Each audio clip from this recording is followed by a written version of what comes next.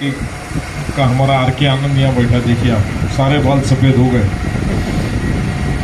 मैंने आप लोग से बात करने से पहले थोड़ा उत्तर प्रदेश की, क्या कहते हैं उसको, तहजीब, पान, खई के पान बनारस वाला, तो मैंने इसलिए खाया कि मुझे एक तो जैसा आपको स्पाइन की तकलीफ है, मेरी तो 3 सर्जरी हो गई है और मेरे तो स्पाइन में प्लेट लगी हुई है। और 14 तारीख से जो मैं बाहर निकला हूँ, पूरे महाराष्ट्र में प्रचार कर रहा हूँ क्या पार्टी का स्टार कैंपेनर होने की वजह से, आज सवेरे 4 बजे मैं घर लौटा हूँ। पिछले 20 दिनों में 10,000 किलोमीटर बाई कार घुमा हूँ और हर कॉन्स्टिट्यूंसी में, लोकसभा में 3-3 दिन 6 असेंबली सेगमेंट में पूरा घुमा हूँ और दिन में इस तरह की छोटी छोटी 8-10 बैठकें और रोज़ 1-2 बड़ी सभा, इतना पूरा किया हूँ। मुझे वो कल रात से बैक में पेन पकड़ लिया फिर से और उसकी वजह से एकदम नोशिया फीलिंग आ गई मुझे, इसलिए मैंने अभी प्रमुख पराग को बोला एक पान मंगा दो, थोड़ा सा माउथ फ्रेशनर की, तो आपको लगेगा साहब क्या है ये, उनमें पान रख रहे हैं और हमसे बात बतिया रहे हैं। उत्तर प्रदेश की तहजीब के खिलाफ ये मैं जानता हूँ और विशेषता जब पूरे ब्राह्मण मेजोरिटी में बैठे हो सामने, तो बहुत ही अदब लिहाज से बात करना पड़ता है और वो भी उसमें सारे बुजुर्ग, हमारे ऐसे जवान नहीं। बहरहाल आप सब लोग यहाँ इसलिए जमा हैं क्योंकि आपको इस बात में विश्वास है कि बदल होना चाहिए। आपको इस बात में विश्वास है कि इस देश की घटना कॉन्स्टिट्यूशन बचना चाहिए। सही कह रहा, गलत कह रहा हूँ?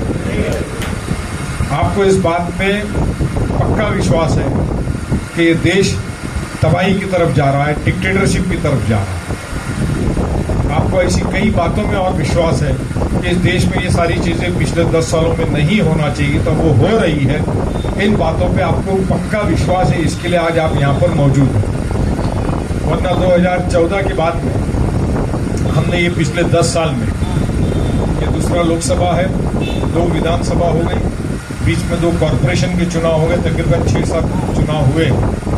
हमने लोगों का चेहरा भी देखा है, चेहरे के पीछे का दिल भी देखा है, लोगों की बॉडी लैंग्वेज भी देखी है। लोग साथ चलते चलते इलेक्शन के दिन साथ छोड़ के गायब हो गए, ये भी देखा है।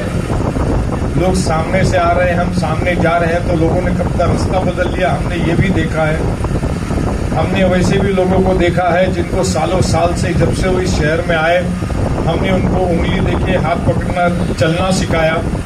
सामाजिक जीवन में, राजकीय जीवन में, कारोबार के जीवन में उनको छोटे से बड़ा बनाया। जो कुछ नहीं थे उनको कुछ बनाया और जो कुछ थे उनको बहुत कुछ बनाया।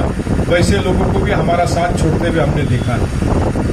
तो हम ये बहुत बेहतर जानते हैं कि जब इलेक्शन के दौरान आप अगर न्योता देते हैं और लोग आते हैं, तो कितनों को न्योता दिया और कितने आए, उसमें से कौन कितनी देर तक बैठा, कौन सिर्फ चेहरा दिखा के चला गया। इन सारी बातों का शर्मा जी 40 साल राजनीति में रहने के बाद और अपने आप को इस राजनीति के और सामाजिक जीवन में चलाने के बाद, कहावत है, दूध का जला छाछ भी फूंक के पीता है। तो हमको अभी अच्छी तरह से पता है कि दूध क्या है और छाछ क्या है, जला हुआ दूध क्या है। तो आप सब लोग आए, मैं आपका तहे दिल से धन्यवाद व्यक्त करता हूँ, आप लोगों का शुक्रिया अदा करता हूँ। शुक्रिया अदा इसलिए करता हूँ कि आप एक विचारधारणा से बंधे हो। आप इस देश की तरक्की के विचारधारणा से बंधे हो। आप इस देश की लोकतंत्र को जिंदा रखने की विचारधारणा से बंधे हो। आप इस देश की गंगा जमनी तहजीब की विचारधारणा से बंधे हुए हो। यकीनन 2014 में, 2012 से देश में एक माहौल बनाया गया। मैं बहुत ही संक्षिप्त में मिश्रा जी से ने कहा कि साहब बहुत सारी किताबों पे और बातों पे अध्ययन करते हैं, तो मिश्रा जी आज तक आपने मुझे धार्मिक अध्ययन पे सुना।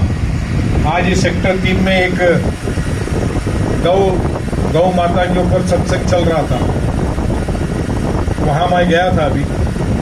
और जाने के बाद स्वामी जी ने हमको देखने के बाद में मोदी जी और आदित्यनाथ जी और अमित शाह जी के ऊपर उन्होंने व्याख्यान चालू कर दिया। बोला 2 ही मिनट, मगर बोला जरूर, हमको देखने के बाद बोला। ये भी हमको समझ में आता। सभा चल रही थी गौ माता के ऊपर, तो भगवान की कृपा होती है, लीला होती है कि हमारे हाथ में माइक जाने अनजाने में आ ही जाता है। जिसका दिन खराब होता है वो माइक मेरे हाथ में दे ही देता है। तो उसके ऊपर हमने मैंने आप नहीं, आप तो हमारे परिवार के बड़े सदस्य हैं, बड़े बुजुर्ग हैं, भले आप बाल काले करो।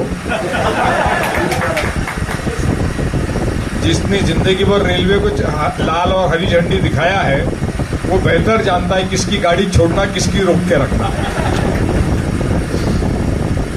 तो हमने भी गौ माता के ऊपर का थोड़ा सा अपना ज्ञान थोड़े संक्षिप्त में उनको दे दिया। बाद में गुरुदेव ने हाथ जोड़ा, बहुत बढ़िया बोलिया, बहुत बढ़िया बोले। मैंने दिल में बोला बहुत संक्षिप्त में बोला, थोड़ा ज्यादा बोला होता तो उसके बाद आप यहाँ से उठ के चले गए। तो देख लो, कहने का तात्पर्य ये है कि समाज किस तरफ चला गया। मैंने शर्मा जी कई किताबें पढ़ी हैं तो सभी धर्मों की, हमारे धर्म में भी और हिंदू धर्म में भी, वेदास में भी इस बात का जिक्र है। और भगवद गीता में भी भगवान श्री कृष्ण ने कई बार कहा है इस बात कि जब जब दुनिया में धर्म के नाम पे प्रचार प्रसार और धर्म का शोर शराबा होगा। शोर शराबा का मतलब धर्म के प्रचार के लिए बहुत ज्यादा धर्म बांटा जाएगा, उस तरह से दिखाया जाएगा, और धर्म के नाम पे बहुत ज्यादा चढ़ावा चढ़ाया जाएगा और हर बात को धर्म से जोड़ दिया जाएगा। तो उसका मतलब ये है, आप में क्या अपना, मैं हमेशा शब्द भूल जाता हूँ, कौन सा काल चल रहा है ये? अमृत नहीं, कलयुग। तो ये कहा गया है कि वो अमृत काल होगा, अपना कलयुग काल होगा, तब ये सारी चीजें होगी। हमारे भी धर्म में यही हो रहा है, जो हिंदू धर्म में हो रहा है वो हमारे भी धर्म में यही हो रहा है। तो हमारे इसमें भी यही कहा जाता है कि ये आखिरत का वक्त हो, मतलब कलयुग का काल हो। कलयुग का काल का मतलब ये हुआ कि दुनिया बस अभी आखिरी समय में आ गई है। तो वो आखिरी समय वो ईश्वर को, खुदाई को पता है कि वो 1 दिन का होगा कि 1000 साल का होगा।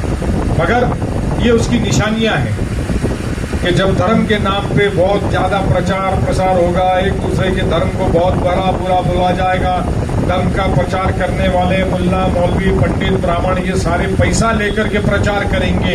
आज कथा बोलने कोई पंडित पकड़ में आता है? हमारे में भी मौलाना लोग कहीं पे भी सभा होती है तो वहां जाएंगे तो उनके हाथ में कुछ न कुछ टिकाना पड़ता है, तो प्रचार करते हैं, तो प्रसार करते हैं, तो धर्म की बात करते हैं।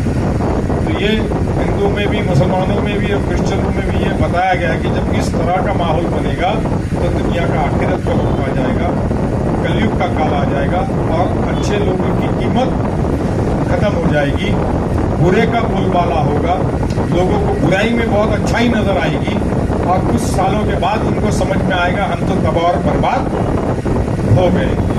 तो 2012 से वो कलयुग का काल हिंदुस्तान की जनता के सर के ऊपर विचारों पर आ गया। मैं क्या कह रहा हूँ, किस पर आया वो कलयुग का काल? जनता के विचारों पे आ गया। 2010 और 12 से ऐसी घुटकी पिलाना चालू कर दी है, धर्म के नाम पे, भाषा के नाम पे, प्रांत के नाम पे, हिंदू मुस्लिम के नाम पे, कि लोग उसमें बह गए।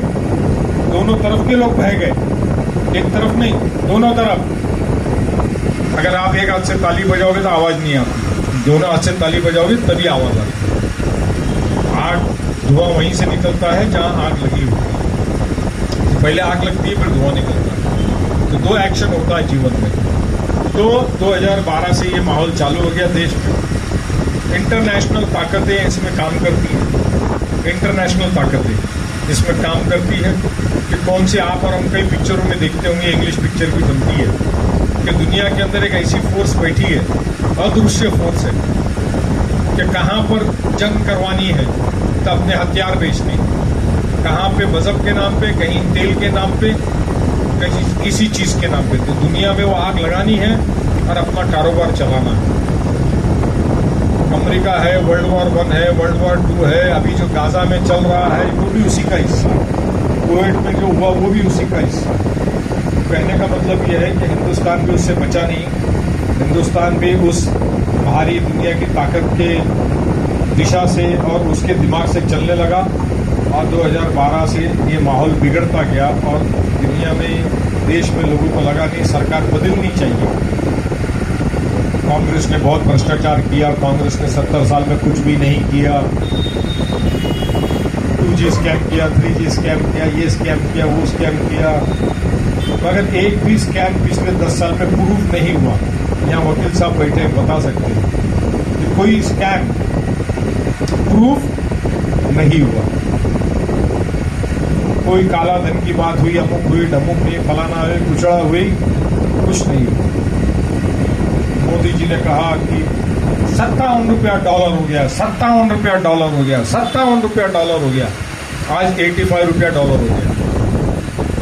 स्मृति ईरानी बोलती थी 400 रुपए का गैस हो गया, 400 रुपए का गैस हो गया, आज 1100 रुपए का गैस हो गया। मोदी जी बोलते हैं उसका दांत पीले कर देना चाहिए, अंदर घुस के मारना चाहिए पाकिस्तान को। 2014 से लेके 2024 तक भारतवर्ष में पाकिस्तान ने अंदर आकर के कितने अटैक किया, हमने वहां जाके कितने अटैक किया, ये पब्लिक डोमेन में है। इसको हमको बताने की आपको जरूरत नहीं, आप पढ़े लिखे लोग हैं, समझ सकते हैं। हमने आर्टिकल 370 हटाया, हमने आर्टिकल 370 हटाया।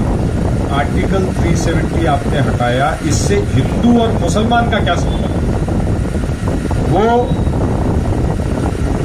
जब पाकिस्तान की आर्मी अंदर घुसी, बहुत बड़ा इतिहास है, उतना मैं बताने नहीं चाहता हूँ।